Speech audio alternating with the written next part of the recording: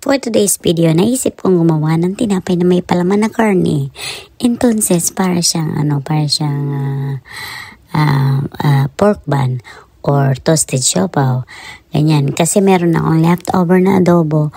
So, yung niredo ko ulit yung adobo, ginawa ko siyang asado. So, yun na nga.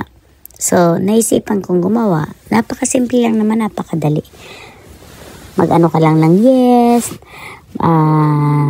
sugar, warm milk, a little bit of salt. Yun lang, ihalo mo sa 2 cups, more than 2 cups of flour. Ganun lang ang aking mga, hindi ako masyadong ako yung taong hindi ako masyadong nagtatakal-takal. Pacham-pacham, patansya-tansya lang. Pero, ano ko na yan, gamay na gamay ko na yan. So, kailangan mo lang siyang imasa hanggang maging medyo pino yung yung dough niya. Tapos, habang dumidikit pa siya, sige pa, masa pa more, masa ng more. Tapos pagkatapos niyan, let it stand for 1 hour or more than 1 hour. Lagyan ng kaunting oil.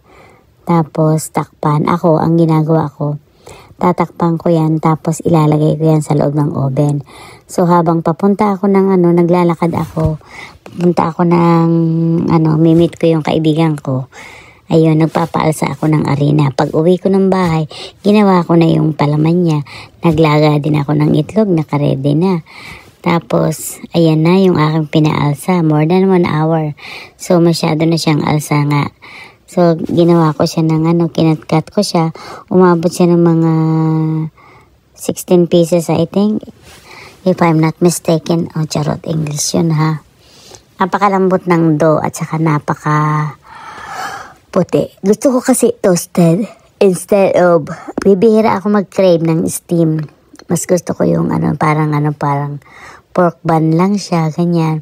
Pero maliliit lang ang ginawa ko, parang 5 bite size lang. Yung mga bite size, maliliit lang siya. Kasi nga ayokong itapon yung ayoko rin namang iulam na yung adobo. So ginawa ko nga siyang asado. Tapos sinaluan ko ng itlog na nilaga, ganun. Habang linggo, for today's video is Sunday. Pagkatapos kong mag-church, yan, ginawa ko na yan. So ayan na, naka-ready na ang lahat. Dahil wala akong yung available na papel, nag-cut lang ako ng coupon bun, lagay ko sa tray. So, napakadali lang niya. Napaka-soft ng aking dough. So, diba? Ako lang mag-isa ang tao dyan, hindi kasi ako sumama sa kanila. Lumabas sila, kumain sila ng breakfast sa labas. So, hindi naman ako nag-breakfast. After church na umuwi ko ng mga 11. Almost 12 o'clock na ako umuwi. Ginawa ko muna yan bago ako first meal. Imagine, ang first meal ko may past 12 o'clock.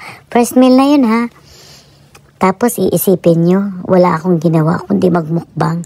Kain ng kain. Kasi nga, kaya ako tumataba. Sa totoo lang, ang kinain ko dyan sa siopaw na yan, 5 piraso. 5 piraso ang kinain ko. Maliliit lang, nakita mo yan, no?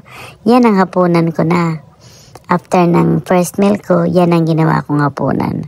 So, ayan na nga, luto na. Oh my God, sarap. Thank you for watching.